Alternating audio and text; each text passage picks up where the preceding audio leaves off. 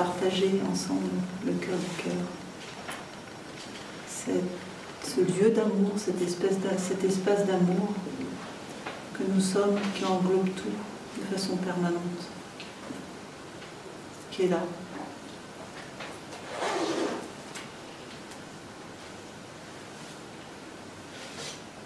C'est une présence vivante qui infuse le corps et tout ce qui s'y passe dans le monde. Et la question va être comment ça se fait qu'on a l'impression que c'est pas là. Comment ça se fait qu'il y ait des pensées contradictoires. Comment ça se fait que l'organisme semble ne pas ressentir cet amour. Qu'est-ce qui a été rajouté sur ce qui est toujours là? C'est tout simple en fait, hein, parce que c'est juste des rajouts mentaux.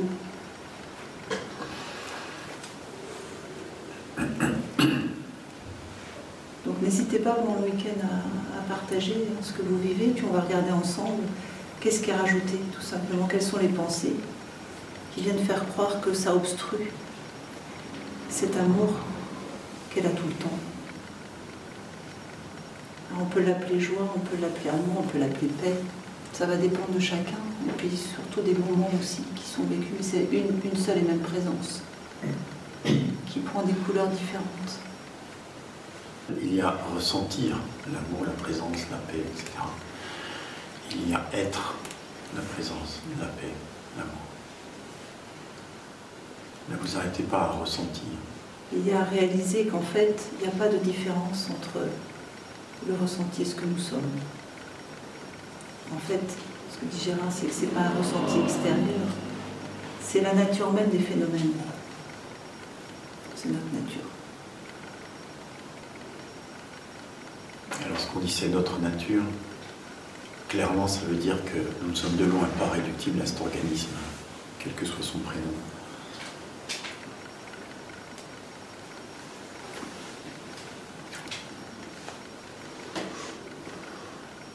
D'une façon générale, on a tendance à se prendre pour quelqu'un dans le monde.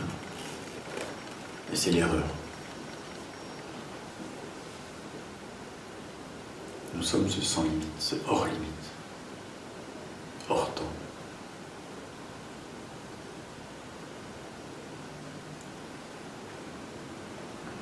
Nous sommes ce qui n'a pas de définition en fait, et qui se traduit par cette évidence que nous sommes en présence, amour, joie, paix, etc. Et c'est déjà une traduction.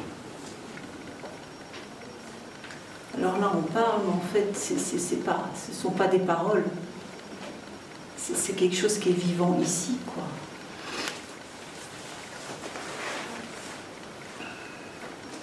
Et une des premières pensées, c'est la pensée de séparation. C'est une impression de séparation qui a été crue réelle et qui est mentale. Qu'est-ce qu'elle revêt comme réalité apparente chez vous, en fait, cette impression de séparation? Qu'est-ce que ça a entraîné dans votre vie? Quel schéma répétitif ça a entraîné dans votre vie? Et séparation, ça veut dire aussi l'impression d'être quelqu'un de spécifique. Un moi. Avec quelle composante? La tristesse, la colère, je ne sais quoi encore.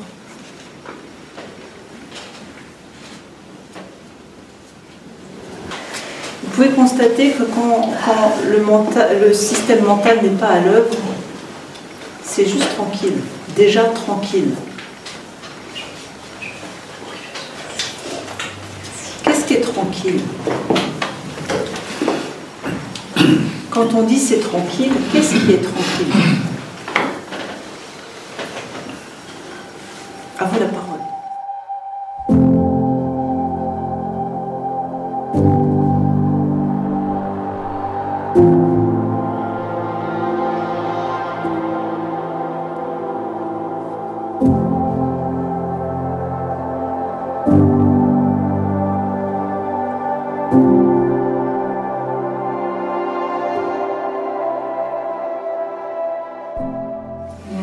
Je vais vous partager un truc que j'ai réalisé.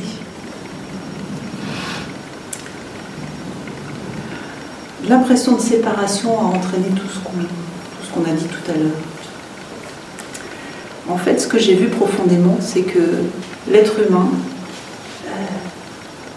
se sentant alors complètement seul, se venge. Se venge, alors prenez le mot que vous voulez, Dieu, le divin, la vie, ce qui est, le tout, peu importe. Il va se venger de cette impression de se sentir isolé. Et comment il se venge? En allant mal, en inventant des histoires à la noix, en tout le truc. Tu peux sentir ça? Oui, il y a quelque chose qui me rigole quand tu dis ça. Ouais, goûte comme c'est bon de te venger, de te faire du mal.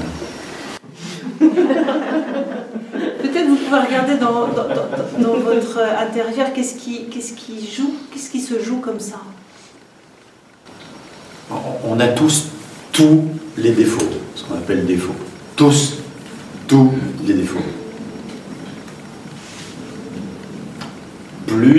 Qui s'expriment plus ou moins fortement. Donc, si vous pensez qu'il y a zéro vengeance chez vous, vous vous trompez. Si vous pensez qu'il y a zéro colère chez vous, vous vous trompez. Si vous pensez qu'il y a zéro tristesse chez vous, vous vous trompez. Quoi que ce soit. Chez tous, il y a quelque chose. De l'ordre de pourquoi m'as-tu abandonné? De l'ordre de qu'est-ce que c'est que ce merdier? Alors, enfin, peu importe quoi, peu importe. Et c'est intéressant de l'aborder comme ça parce que au départ, on pense qu'on est victime de nos schémas répétitifs. En fait, il n'en est rien. On n'est jamais victime, il n'y a pas de victime, il n'y a pas de mal. Ça a été construit pour une bonne raison. C'est vraiment très intéressant d'en prendre conscience dans le cœur parce que ça change la donne. Ça permet vraiment du coup au regard de commencer à se mettre en place. Sinon, quand on se pense victime, bah, c'est l'autre tout le temps.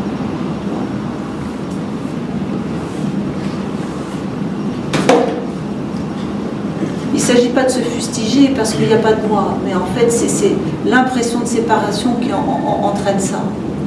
C'est pas, quand je dis ça, je ne m'adresse pas à quelqu'un. Ensemble, on va regarder, mais qu'est-ce qui fait cette trame-là? Comment ça fonctionne? Qu'est-ce qui fait que ça s'est mis en place? En fait, ce sont des émergences. Hein. On ne s'adresse jamais à quelqu'un, c'est juste, on met juste au jour comment ça s'est produit.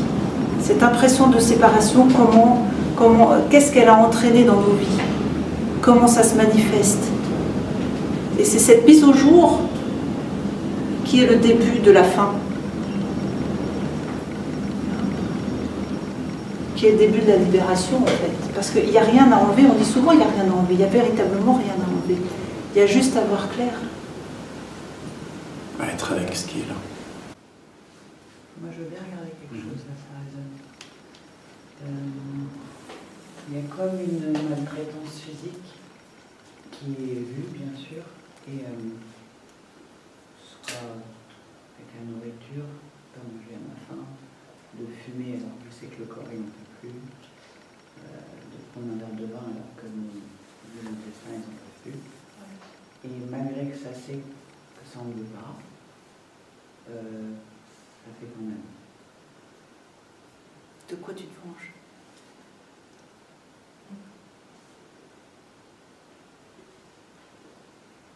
J'ai juste envie de dire goûte. Alors, on peut y aller de différentes façons, mais c'est intéressant parce que toi, tu vas aller de ce côté-là. Goûte le sabotage, j'ai envie de dire. Tu vois,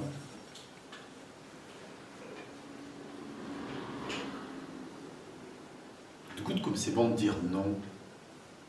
Je ne vais pas prendre soin de ce corps. Ça renvoie à quoi? Et en plus, ça ne souhaite pas ne pas en prendre soin. Oui. Ça, c'est important. C'est toujours en contradiction avec l'intérieur, le vrai, quoi. Bien sûr. Hein, une dichotomie entre les deux, hein, on le sait. Hein. Et du coup, ça pourrait rendre le corps malade. Mais ça renvoie à quoi, tu vois, quand tu goûtes? Ça pourrait s'arrêter. C'est fort, en fait. Oui. Comme ça prouvera quoi?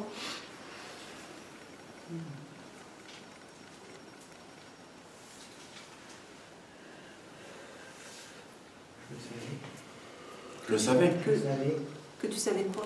que ça allait faire ça. Ah ouais. Bah, pourquoi tu fais quand même? Non, mais ça prouve quoi que le corps soit malade? Ça prouve quoi dans ce monde? Que tu rendes le corps malade.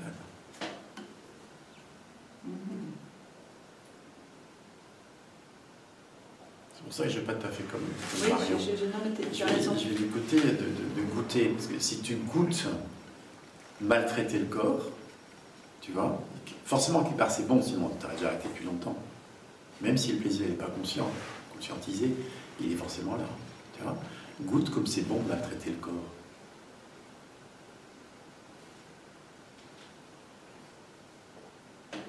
Tu peux toucher ça? Ouais. Ben ouais. Ouais, c'est bon. Hein. Tu vois, accepte juste que ce soit la vérité, quoi. En fait, quelque part, ça aime maltraiter le corps. À ton corps défendant. C'est le cas de le dire.